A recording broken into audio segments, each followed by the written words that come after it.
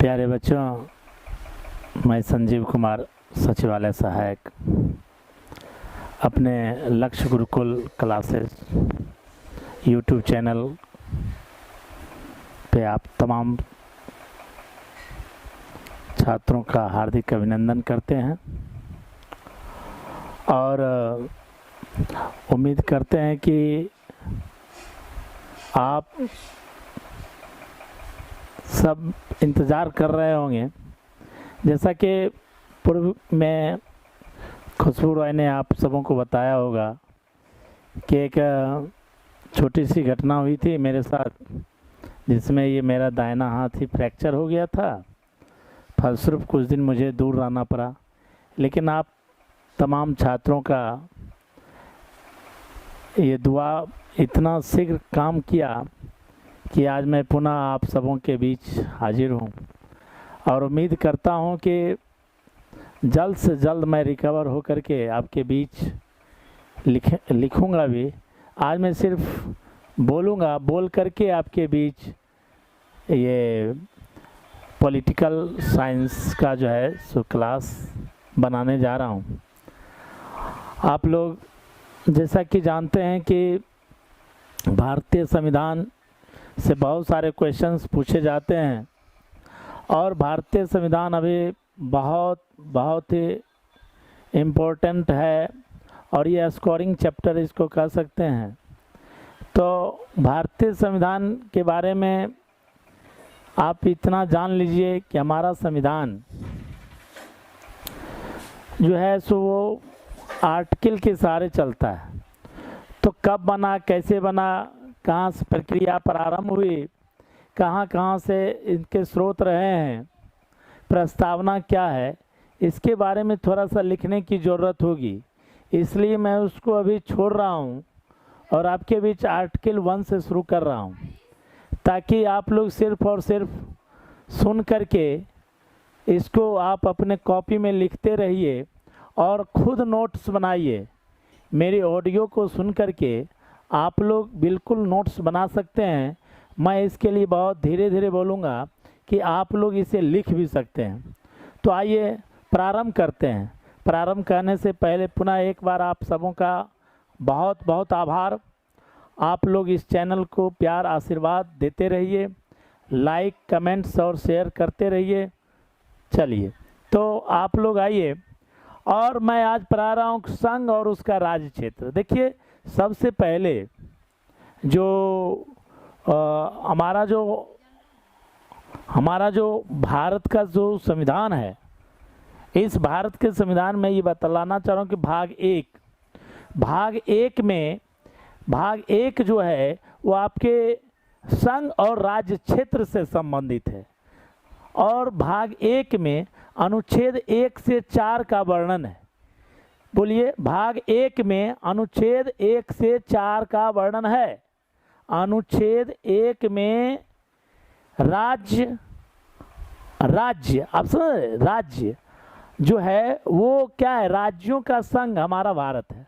अनुच्छेद 1 बतलाता है कि भारत राज्यों का एक संघ है। भारत अर्थात India is A union of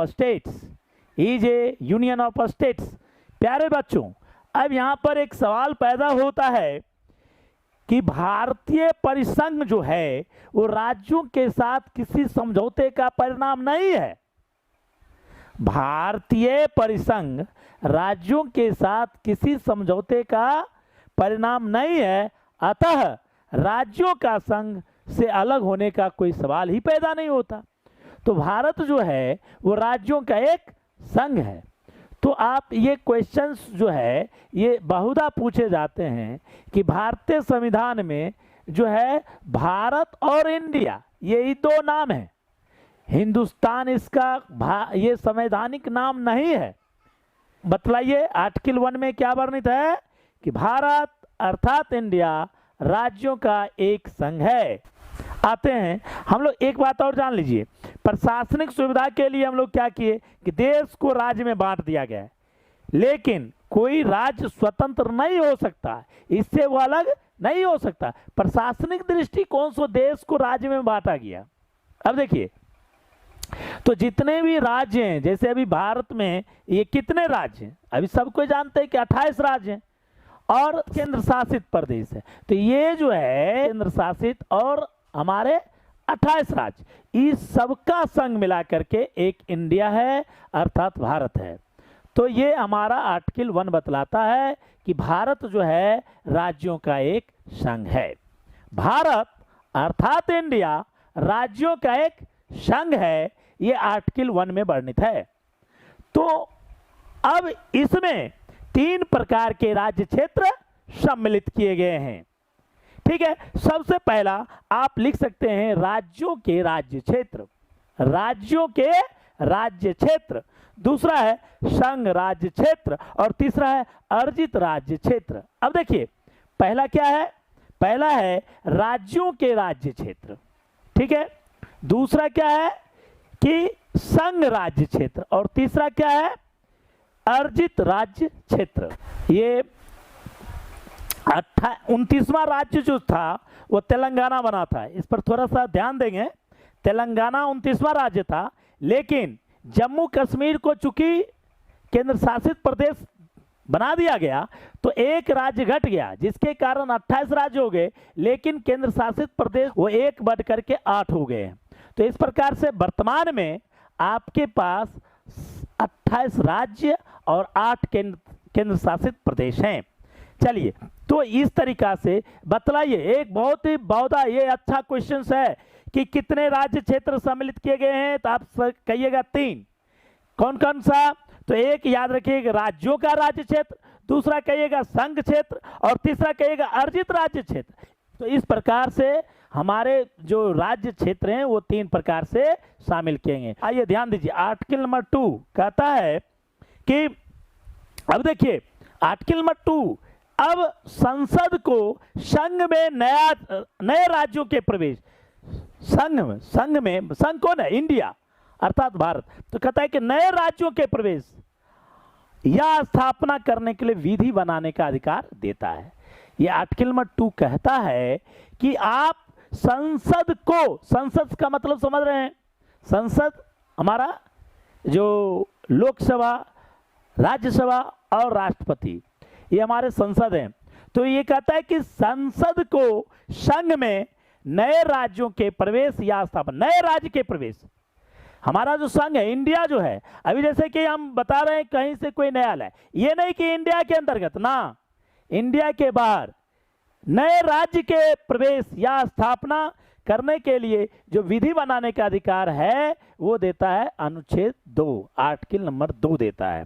यानी नए राज्यों का गठन यदि करना है, वर्तमान राज्यों के क्षेत्र सीमा नामों में परिवर्तन करने की शक्ति किसको है? संसद को है। बहुत ही बढ़िया क्वेश्चन आता है, ये पूछा जाता है कि वर्तमान राज्यों के राज्य क्षेत्र सीमा नामों में परिवर्तन करने की शक्ति कौन किसे है? तो आप कहिएगा संसद को है। तो इस प्रकार से आप देख रहे हैं कि आर्टिकल नंबर 2, ये आर्टिकल नंबर 2 क्या कहता है कि भारतीय राज्य क्षेत्र में, भारतीय राज्य ये संघ में नए राज्यों के प्रवेश स्थापना संबंधी कोई भी विधि बनाने का अधिकार संसद को है। ठीक है, आते हैं आर्टिकल नंबर 3 कहता है, आर्टिकल नंबर 3 कहता है कि संसद जो है वो साधारण बहुमत से किसी नए राज्य का गठन तथा किसी वर्तमान राज्य क्षेत्र के सीमा या नाम में परिवर्तन कर सकती है। अब यहां देखिए, जैसे कि अभी आप देखिएगा कि हम नए जो कोई राज्य है और कोई दावा दूसरा राज्य करता है कि नहीं, ये जो है यदि इस राज्य को काट करके कोई गांव है, कोई पंचायत है, कोई क्षेत्र है, कोई प्रांत है, उसको काट करके किसी दूसरे राज्य में मिलाना है, अथवा उस राज्य को काट के इस राज्य में मिलाना है, अथवा क्षेत्र सीमा निर्धारण करना है, ये आर्टिकल नंबर 3 है और इसमें जो है संसद को ही ये भी अधिकार प्राप्त है। किसी राज्य के राज्य क्षेत्र को कम करके या एकाधिक राज्यों के भाग को मिलाकर, एक से अधिक राज्य को मिलाकर या किसी राज्य क्षेत्र को अन्य राज्य क्षेत्र के साथ मिलाकर नए राज्य का जो सृजन करती है वो संसद करती है। याद रखिएगा, नए राज्य, जैसे कि अभी बतलाइए कि हमारे यहाँ जो नवंबर में झारखंड बना बिहार को काटकर। तो बिहार काट करके ये किस आर्टिकल के तहत बना? Article number 3। ठीक है, अभी जैसे उत्तराखंड बना है, किस आर्टिकल के तहत? आर्टिकल नंबर 3 के तहत बना। तो इसी तरीका से आप ध्यान देते रहिए कि ये आर्टिकल 3 के तहत किसी राज्य का क्षेत्र बढ़ा सकती है संसद, किसी राज्य का क्षेत्रफल कम कर सकती है संसद ही कर सकती है। तीसरा कह रहा है किसी राज्य की सीमाओं में परिवर्तन कर सकती है। और चौथा कहता है किसी राज्य का नाम भी परिवर्तित किया जा सकता है और इसके लिए भी संसद ही जो है अधिकृत है।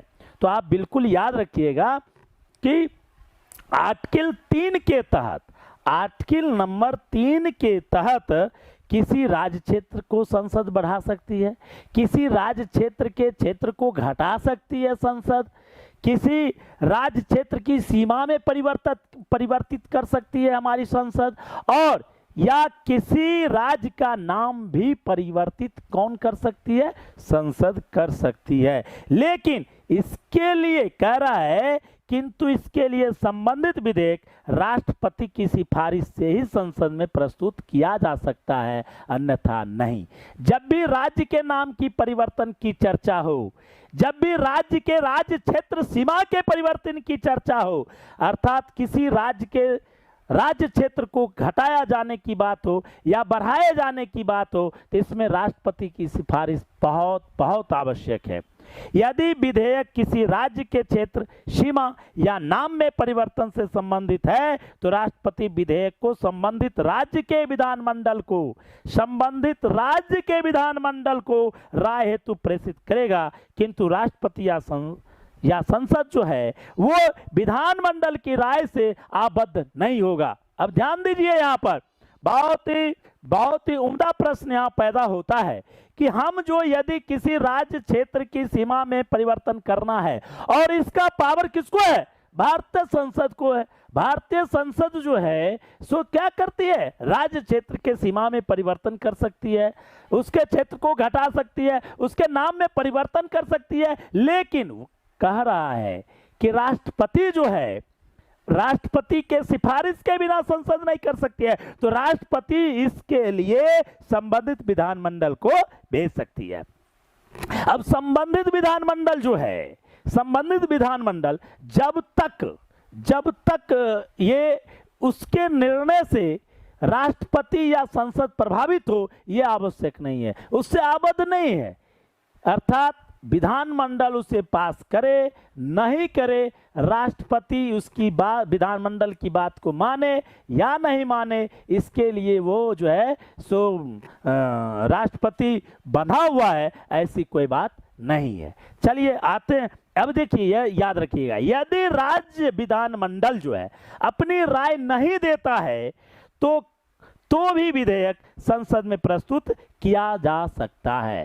पहले था जम्मू कश्मीर को छोड़ करके, लेकिन अब याद रखिए जम्मू कश्मीर भी इसी दायरे में आ गए हैं। इसलिए जम्मू कश्मीर को यदि पुनः राज्य बनाना है तो अब जरूरत नहीं है कि जम्मू कश्मीर के विधानमंडल से यह सिफारिश आए, नहीं। अब जो है संसद जो है वो सिफारिश करने से पूर्व राष्ट्रपति से करेगा और राष्ट्रपति राय के लिए भेजेगा, और जम्मू कश्मीर की विधानसभा विधानमंडल जो है वो करे या ना करे वो उस पर निर्भर करता है।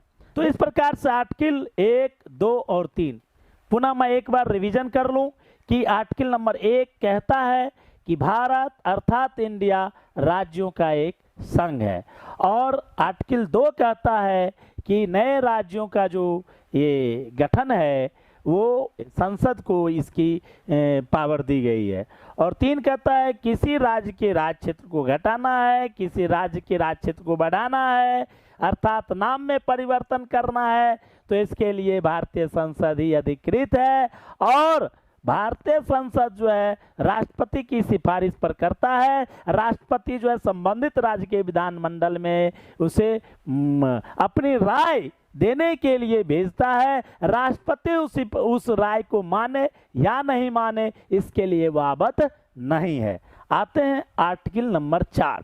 तो आर्टिकल नंबर 4 कहता है कि नए राज्यों का प्रवेश या गठन, जो आर्टिकल 2 में पढ़े थे, नए राज्यों का निर्माण, सीमा और क्षेत्र नाम में परिवर्तन जो आर्टिकल 3 में पढ़े थे, को संविधान के अनुच्छेद 368 के तहत संशोधन नहीं माना जाएगा। अर्थात इस तरह का कानून एक सामान्य बहुमत और साधारण विधायी प्रक्रिया के जरिए पारित किया जा सकता है। तो आर्टिकल जो 4 है वो इतना इम्पोर्टेंट नहीं है, वो आर्टिकल 2 और 3 जो है उसमें आर्टिकल 368 के तहत संशोधन के लिए नहीं माना जाएगा, यही है। तो इस प्रकार से अब एक प्रश्न उठता है जो काफ़ी इम्पोर्टेंट है, और ये बहुधा आप सबों के मन में ये प्रश्न आता होगा कि क्या संसद को यह भी अधिकार है कि वह किसी भारतीय राज्य क्षेत्र को किसी दूसरे देश को स्थानांतरित कर दे? क्योंकि आर्टिकल 2 और 3 में तो इस चीज की चर्चा है नहीं। तब कहता है कि 1960 ईस्वी में आप बेरुवारी संघ जो पश्चिम बंगाल में है, उसमें सुप्रीम कोर्ट का ये एक निर्णय आया कि भारतीय संसद को 368 अनुच्छेद के तहत ये पावर है, संशोधन करने की शक्ति दी गई है। अर्थात 9वां संविधान संशोधन के तहत जो है, सो याद रखिएगा 1960 में 9वां संविधान संशोधन के तहत ये जो है उस क्षेत्र को पाकिस्तान को स्थानांतरित कर दिया गया। यानी भारतीय संसद को बिल्कुल अधिकार है कि कोई भी राज्य को जो है, कोई भी देश को, वह भारत का कोई भी राज्य क्षेत्र है उसको जो है वो दे सकता है। तो अब जो है सो मैं ये बतलाना चाहूँगा कि इस प्रकार से आप आर्टिकल 4 तक पढ़ चुके हैं, लेकिन मैं अब राज्यों के पुनर्गठन, राज्य का जो जिस प्रकार से हमारे अभी मैंने बतलाया पूरे भारत में जो है सो 28 राज्य है, तो मैं अब ये बतलाना चाहूँगा कि भारत में इस 28 राज्य कैसे बने, किस प्रकार से बने, क्या भाषाई आधार पर राज्य का पुनर्गठन हुआ है। तो ये सारे प्रश्न हैं जो तो इस प्रकार से मैं बतलाने वाला हूँ कि भारतीय जो राज्य है उसका पुनर्गठन कैसे हुआ। तो सबसे पहले आते हैं कि भाषाई आधार पर राज्यों के पुनर्गठन आते हैं। आपको पता होगा कि भारत को 1947 में आज़ादी मिली, तो जब स्वतंत्रता प्राप्ति के बाद, और इतना बात जानते होंगे कि संविधान सभा के अध्यक्ष कौन थे उस समय, डॉक्टर राजेंद्र प्रसाद थे, और उन्होंने 27 नवंबर 1947 को, याद रखिए 27 नवंबर 1947 को न्यायमूर्ति एस के धर डॉक्टर राजेंद्र प्रसाद जो संविधान सभा के अध्यक्ष थे, उन्होंने 27 नवंबर 1947 को न्यायमूर्ति एस के धर की अध्यक्षता में 4 सदस्यीय भाषाई प्रांत आयोग का गठन किया। ये याद रखिए, बहुत इंपॉर्टेंट। किसने गठन किया? तो डॉक्टर राजेंद्र प्रसाद ने किया। कब किया? 27 नवंबर 1947 को किया। किसकी अध्यक्षता में किया? न्यायमूर्ति एस के धर की अध्यक्षता में किया। तो बिल्कुल भाषाई प्रांत आयोग, याद रखिएगा, भाषाई प्रांत आयोग, लिंग्विस्टिक प्रोविंसेस कमीशन यानी एलपीसी। जब ये एक आयोग बना, जब न्यायमूर्ति एस के धर की अध्यक्षता में एलपीसी जो है, लिंग्विस्टिक प्रोविंसेस कमीशन जो है, वो 10 दिसंबर 1948 ईस्वी को रिपोर्ट दिया, रिपोर्ट जमा किया, और रिपोर्ट जमा करने के बाद कहा गया कि इस रिपोर्ट में भाषा के जगह का भाषा is not appropriate for this. उसने कहा कि प्रशासनिक, भौगोलिक, वित्तीय और विकास की सुविधा के आधार पर राज्यों का पुनर्गठन होना चाहिए, ना कि भाषा के आधार पर। समझ रहे हैं आप सभी? ये उन्होंने, ये जो आयोग गठित हुआ एलपीसी जो है, उन्होंने 10 दिसंबर 1948 को एक रिपोर्ट प्रस्तुत किया, और उस आधार पर उस रिपोर्ट के अनुसार उसने कहा कि राज्यों का जो पुनर्गठन है भाषाई आधार पर नहीं किया जा सकता है।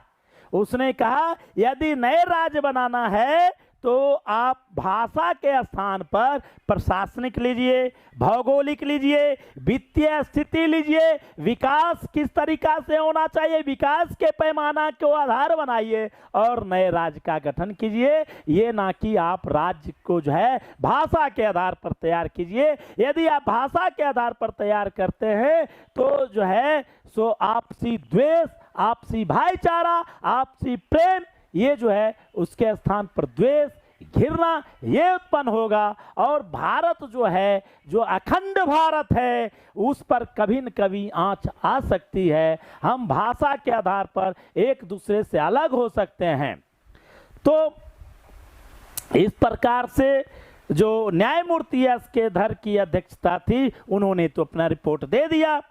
अब क्या हुआ कि मैं ये बता दूं, फिर भी जो है विरोध होना शुरू हो गया। कहा कि नहीं भाई, भाषा के आधार पर जो है सो उससे संतुष्ट नहीं हुए कुछ लोग। दक्षिण भारत के जो भाषा थे उसके आधार पर बहुत सारे लोग आंदोलन कर रहे थे, तो वो खुश नहीं हुए। तब जो है सो JBP, याद रखिए JBP, J for Jawaharlal Nehru, B for Vallabhbhai Patel and P for Pattabhi Sitaramayya. तो ये तीन आदमी पुनः आगे आए और इसकी एक कमेटी बनाई गई। जब एक कमेटी बनाई गई कांग्रेस कार्य समिति के द्वारा, तो इन्होंने 1 अप्रैल 1949 ईस्वी को जो है एक रिपोर्ट दिया। और यह JBP, याद रखें JBP में J for Jawaharlal Nehru, B for Vallabhbhai Patel and P for Pattabhi Sitaramayya, इन तीनों ने भी भाषाई आधार पर राज्यों का जो गठन था, गठन करने की जो अनुशंसा मांगी जा रही थी, उसका बिल्कुल विरोध किया। यानी एस.के. धर, न्यायमूर्ति एस.के. धर के रिपोर्ट को इन्होंने सही कहा। तब जो है सवाल होता है कि उसी समय मैंने बतलाया कि तेलुगु भाषियों के लिए भाषा के आधार पर राज्य के गठन की मांग करते हुए, आपको याद होगा पोट्टी श्री रामुलु, याद रखिएगा पोट्टी श्री रामुलु, इन्होंने तेलुगु भाषा के लिए, इन्होंने भाषा के आधार पर एक अलग राज्य की मांग की। तेलुगु भाषा के लिए कहा हमको एक अलग राज्य चाहिए। और 56 दिनों का रामुलु, ये पोट्टी श्री रामुलु 56 दिनों के आमरण अनशन के बाद 15 दिसंबर 1952 की इनकी मृत्यु हो गई। अब तो जवाहरलाल नेहरू जो है बिल्कुल घिर चुके थे, बिल्कुल बड़ा आंदोलन तैयार हो चुका था। और तब तेलुगु भाषियों के लिए आंध्र प्रदेश जो है वो गठन हुआ और इस प्रकार से जो है भाषाई आधार पर गठित होने वाला प्रथम राज्य आंध्र प्रदेश बना। ये बहुत ही उम्दा प्रश्न है, बराबर पूछे जाते हैं कि भाषाई आधार पर गठन किया जाने वाला पहला राज्य कौन है, तो आप कहिएगा आंध्र प्रदेश है। तो याद रखिएगा 15 दिसंबर 1952 को पोट्टी श्री रामुलु के 56 दिनों के आमरण अनशन के बाद जब मृत्यु हो गई, तब जो है 1 अक्टूबर 1953 ईस्वी को जवाहरलाल नेहरू जी ने तेलुगु भाषियों के लिए आंध्र प्रदेश को राज्य घोषित किया। अब जब है आंध्र प्रदेश पहला राज्य बन गया, तब भाषाई आधार पर अलग अलग राज्यों के गठन की मांग होने लगी। तब जो है 1953 ईस्वी में न्यायमूर्ति फजल अली की अध्यक्षता में जो है 3 सदस्यीय कमेटी पुनः बनाई गई। याद रखिएगा JBP ने भी भाषाई आधार पर विरोध किया, लेकिन पोट्टी श्री रामुलु के 56 दिनों के आमरण अनशन के में मृत्यु होने के बाद अक्टूबर 1953 ईस्वी में ये जो है आंध्र प्रदेश को प्रथम राज्य जो है वो बनाया गया भाषाई आधार पर। तो 1953 ईस्वी में न्यायमूर्ति फजल अली की अध्यक्षता में 3 सदस्यीय जो है पुनः आयोग गठित की गई। तो याद रखिएगा उसमें तो KM पनिक्कर थे, हृदयनाथ कुंजरू थे और फजल अली तो थे ही।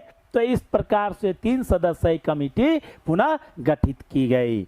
अब यह इन्होंने 30 दिसंबर 1955 ईस्वी को राज्य पुनर्गठन 1956 में एक अधिनियम लाया गया। और यानी ये एकदम इतना इम्पोर्टेंट ये क्वेश्चन है कि राज्य पुनर्गठन अधिनियम 1956 जो है वो किस आयोग की देन है, तो याद रखिएगा न्यायमूर्ति फजल अली की अध्यक्षता में बनी त्रिसदस्यीय कमेटी, जिसके 2 अन्य सदस्य के एम पनिक्कर और हृदयनाथ कुंजरू थे। उसके रिपोर्ट के आधार पर वह रिपोर्ट 30 दिसंबर 1955 ईस्वी को दिया गया। और 30 दिसंबर 1955 ईस्वी को जब राज्य पुनर्गठन अधिनियम जो है वो 1956 में लाया गया, और इसके आधार पर उन्होंने कहा कि भाई अब सारे पुराने सबको समाप्त कर दो। और इस आधार पर उन्होंने क ख ग घ यानी 4 प्रकार से क ख ग घ 1 2 3 4 इसके आधार पर उसको समाप्त कर दिया गया। और 16 राज्य उस समय 1956 में, याद रखिएगा 1956 में जो ये जो रिपोर्ट दिया राज्य के पुनर्गठन, उसमें 16 राज्य और 3 केंद्र शासित प्रदेश की अनुशंसा हुई। इस प्रकार से पूछा जाएगा कि राज्य पुनर्गठन अधिनियम के तहत बतलाइए कि भारत में कितने राज्य थे, तो याद रखिएगा 16 राज्य और 3 केंद्र शासित प्रदेश थे। प्यारे बच्चों, आप बिल्कुल समझ रहे होंगे, मैं जो हूँ सो आपको बतला रहा हूँ कि भाग 1 के तहत जो है भारत और जो संघ राज्य क्षेत्र है उसमें किस प्रकार से राज्य हमारे बीच पुनर्गठित हुए। तो आप बिल्कुल याद रखिएगा कि राज्य पुनर्गठन अधिनियम 1956 में आया। बतलाइए राज्य पुनर्गठन अधिनियम किस वर्ष आया? 1956 में आया। बतलाइए कि किस इस आयोग के अध्यक्ष कौन थे भाई? तो याद रखिएगा न्यायमूर्ति फजल अली थे। इसके अन्य सदस्य कौन थे? हृदयनाथ कुंजरू और के एम पनिक्कर थे। बिल्कुल। तो इस आधार पर कितने राज्य का गठन हुआ? 16 राज्य का गठन हुआ। कितने उस समय केंद्र शासित प्रदेश थे? 3 केंद्र शासित प्रदेश थे। तो इस प्रकार और उस समय जो जिस प्रकार से क ख ग घ चल रहा था वो सब समाप्त कर दिए गए। तो इस प्रकार से समाप्त कर दिया गया। तो अब जो है सो 14 राज्य और 6 केंद्र शासित प्रदेश, याद रखिएगा 7वां उन्होंने अनुशंसा किया था 16 राज्य और 3 केंद्र शासित प्रदेश का, लेकिन 7वें संविधान संशोधन के अनुसार उसने क्या किया, मूल संविधान में जो राज्य की जो 4 श्रेणी थी, मूल संविधान में जो राज्य की 4 श्रेणी थी 1 2 3 4, उसको कहा समाप्त कर दीजिए और 14 राज्य और 6 केंद्र शासित प्रदेश जो है बनाए गए। बिल्कुल समझ रहे होंगे। बोलिए अनुशंसा कितने की थी? 16 राज्य और 3 केंद्र शासित प्रदेश, लेकिन बनाए क्या गए? 14 राज्य और 6 केंद्र शासित प्रदेश बनाए गए। तो अब आते हैं 1960 ईस्वी में महाराष्ट्र और गुजरात, महाराष्ट्र जो था वो मराठी राज्य मराठी भाषा से संबंधित था और गुजरात जो था गुजराती भाषा जो वहाँ बोली जाती थी, तो उसको जो है अलग कर दिया गया 1960 ईस्वी में। फिर आते हैं दादर एवं नगर हवेली। 1954 ईस्वी में इसके स्वतंत्र होने के पूर्व यहाँ पुर्तगाल का शासन था। याद रखिए ये सब कि दादर नगर हवेली को 1954 ईस्वी के में इसके स्वतंत्र होने के पूर्व यहाँ पुर्तगाल का शासन था। आपको पूछा जाएगा, बतलाइए 1947, 1948, 1949, बोलिए दादर नगर हवेली पर किसका शासन था? आप कहिएगा 1954 के पूर्व जब भी होगा तो पुर्तगाल का शासन था। 1961 ईस्वी तक जो है इसका शासन कैसे चला? स्वतंत्र हो गया, लेकिन इसका जो शासन चला कि वहाँ के लोग जो है सो प्रशासन खुद चलाते थे अपने चुने हुए प्रतिनिधियों के द्वारा। लेकिन 10वें संविधान संशोधन के द्वारा दादर एवं नागर हवेली को 1961 ईस्वी में केंद्र शासित प्रदेश घोषित किया गया। अब गोवा दमन दीव, अब ध्यान दीजिए, तो इस तरीका से यहाँ ध्यान दीजिए, गोवा दमन एवं दीव ये जो है 1961 ईस्वी में, याद रखिएगा पुलिस कार्रवाई, याद रखिए पुलिस कार्रवाई द्वारा, यानी उस कार्रवाई का नाम याद रखिए ऑपरेशन विजय। बहुत बहुत इंपॉर्टेंट क्वेश्चन है कि गोवा दमन दीव को निम्न में से किस ऑपरेशन के तहत जो है संघ शासित प्रदेश, पहले इसको संघ शासित बनाया गया था गोवा को, याद रखिएगा गोवा को 12वें संविधान संशोधन के तहत 1962 में केंद्र शासित प्रदेश बनाया गया। गोवा दमन दीव तीनों को याद रखिए, गोवा दमन और दीव को 12वें संविधान संशोधन के तहत 1962 में केंद्र शासित प्रदेश बनाया गया और 1987 में गोवा को पूर्ण राज्य का दर्जा प्राप्त हो गया। 1987 में 1987 में जो है गोवा को पूर्ण राज्य का जो है दर्जा मिल गया। दमन और दीव जो है वह संघ शासित प्रदेश ही रहा। आइए पुडुचेरी के बारे में बता रहा हूं कि पुडुचेरी जो था वो पूर्व फ्रांसीसी गठन का स्वरूप था, जिसे भारत में पुडुचेरी, कराईकल, माहे और यानम के रूप में जाना गया। देखिए पुडुचेरी जो था भारत में पुडुचेरी, कराईकल, माहे, यानम, इसको सबको मिला के पुडुचेरी के अंतर्गत ही रखा गया और 1954 ईस्वी में फ्रांस ने कहा कि आप ले लीजिए इसको, पुडुचेरी को ले लीजिए और भारत को जो है दे दिया गया। तो बिल्कुल याद रखिएगा, पुडुचेरी को 1954 में भारत को फ्रांसीसियों ने सुपुर्द किया और 14वां संविधान संशोधन के तहत पुडुचेरी को संघ शासित प्रदेश 1962 ईस्वी में बनाया गया। 1962 ईस्वी में पुडुचेरी को 14वें संविधान संशोधन के तहत संघ शासित प्रदेश बनाया गया। अब आते हैं भाई 1963 ईस्वी में नागा पहाड़ियों और असम के बाहर के वेनसांग क्षेत्र को मिला के नागालैंड राज्य का गठन किया गया। देखिए असम के बाहर, असम का जो क्षेत्र है उसके बाहर और नागा पहाड़ी, इसको जो है 1963 ईस्वी में नागालैंड को राज्य बनाया गया। तो मैं आपको ये कहना चाह रहा हूं कि 1963 ईस्वी में पहले बने थे 14 राज्य। 15वां राज्य आपके कौन थे भाई? आंध्र प्रदेश। और 16वां राज्य जो था नागालैंड था। आपका प्रश्न ये बहुत बढ़िया है कि पूछा जाएगा कि भारत के 16वें राज्य का क्या नाम है? आप कहिएगा नागालैंड नाम है। नागालैंड नागा पहाड़ियों और असम के बाहरी क्षेत्रों को मिलाया करके सीधे नागालैंड राज्य का गठन किया गया। देखिए 1966 ईस्वी में पंजाब राज्य से 1966 ईस्वी में पंजाब राज्य से भारतीय संघ के 17वें राज्य जो है वो राज्य हरियाणा और केंद्र शासित राज्य चंडीगढ़ का गठन किया गया। यानी भारत के 17वें राज्य क्या कौन है? तो याद रखिएगा हरियाणा। हरियाणा को किस राज्य को काट कर बनाया गया है? पंजाब को काट के बनाया गया है। पंजाब को काट करके चंडीगढ़ केंद्र शासित प्रदेश और हरियाणा राज्य जो है वो 17वां राज्य बना भारत का।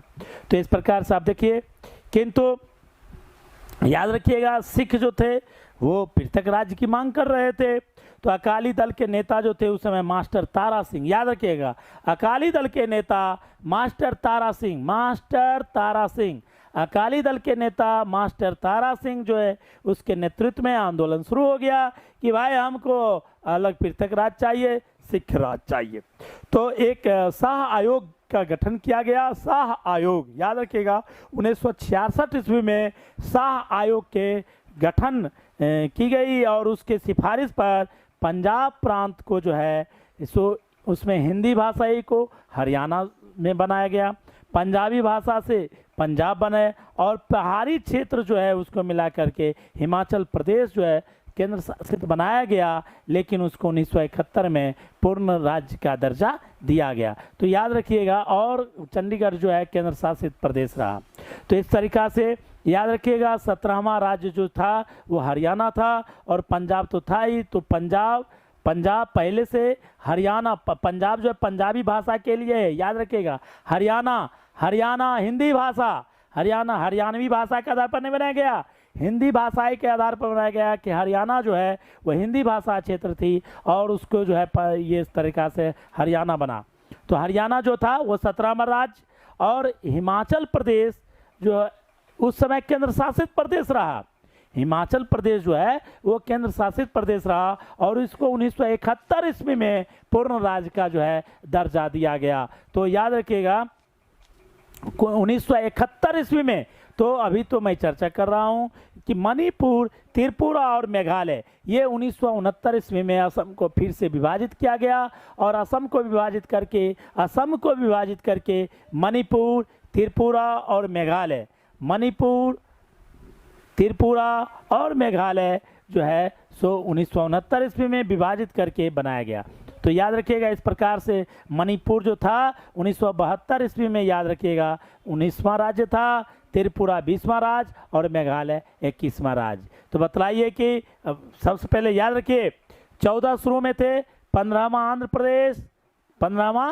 प्रदेश, 16वां जो था कौन था बतलाइए, नागालैंड 16वां, 17वां कौन था हरियाणा, और फिर ये 18वां जो था वो 1971 में हिमाचल प्रदेश हो गया, और 19वां मणिपुर, 20वां त्रिपुरा और 21वां मेघालय। तो इस प्रकार से आप देख रहे हैं कि इसके अलावा 2 संघ जो था मिजोरम और अरुणाचल को जो है उसको भी अलग किया गया, और इस प्रकार से जो है 23वां राज्य मिजोरम को बनाया गया और 24वां राज्य अरुणाचल को बनाया गया। अब सवाल उठता है भाई 22वां राज्य कौन था, 22वां राज्य कहाँ चला गया? तो याद रखिएगा 1974 में 35वें संविधान संशोधन के तहत 1974 में 35वें संविधान संशोधन के तहत सिक्किम को भारत के सहराज्य का दर्जा दिया गया, क्योंकि सिक्किम को तो विभाजित कर दिया गया था 1969 में, तो सिक्किम जो था सहराज्य बनाया गया।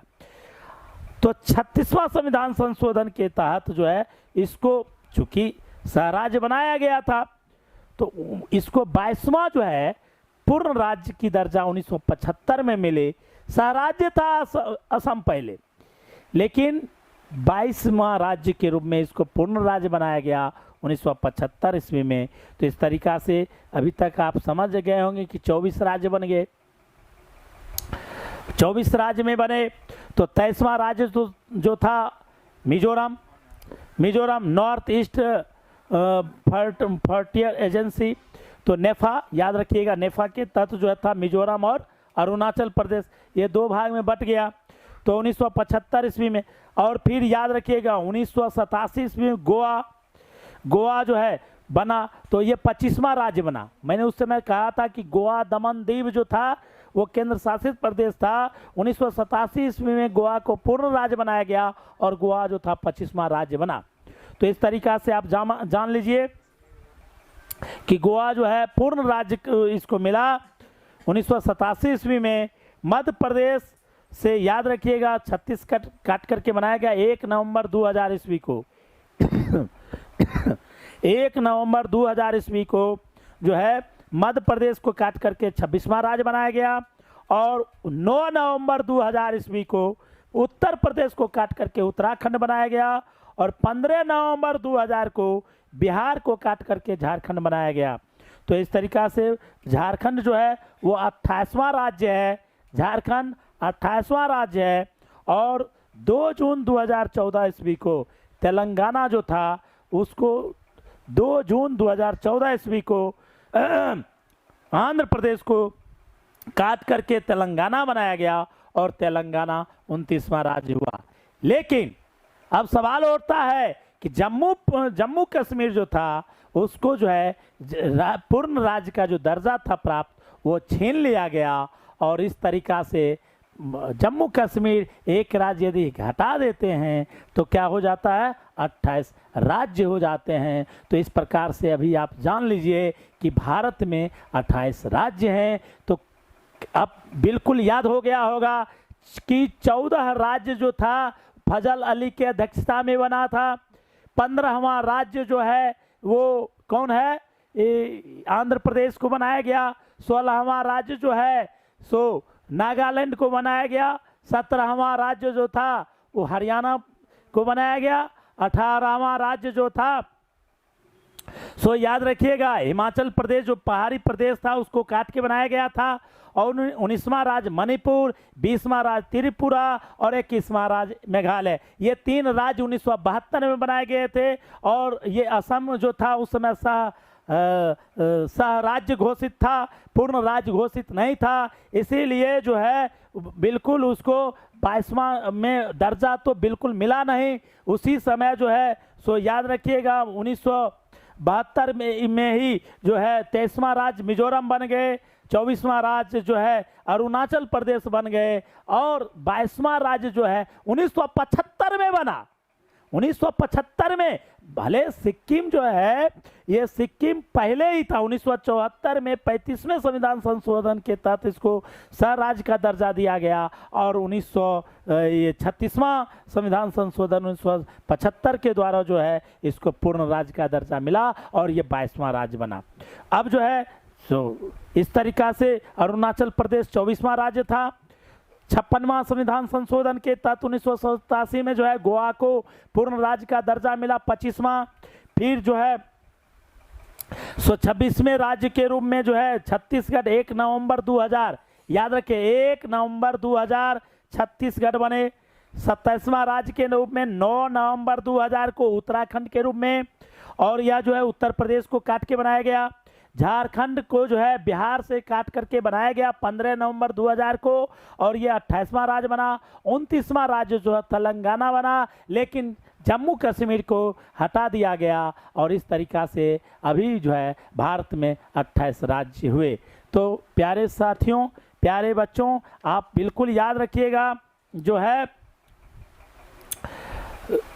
भारत में अभी कितने राज्य हैं, इस पर विस्तार से मैंने आपके बीच चर्चा रखी, और कमेंट करके बताएंगे कि ये क्लास आपको कैसा लगा। बिल्कुल याद रखेंगे, और इस तरीका से आप आर्टिकल जो है 4 तक पढ़े हैं। आर्टिकल 1, 2, 3, 4, तो राज्यों का जो पुनर्गठन है वो ये आर्टिकल 4 से संबंधित था, और किस प्रकार से कैसे ये अभी 28 राज्य हैं वर्तमान में, इस पर पूर्ण रूप से मैंने प्रकाश डाला है। बहुत बहुत धन्यवाद। और अंतिम रूप से कहना चाहूँगा कि आप जो है लक्ष्य गुरुकुल क्लासेज को आप अपना आशीर्वाद और ढेर सारा कमेंट करते हुए हमारे उत्साह को वर्धित करते रहिए। आपके बीच पुनः मैं अगला क्लास लेकर के आऊँगा बहुत जल्द। बहुत बहुत धन्यवाद।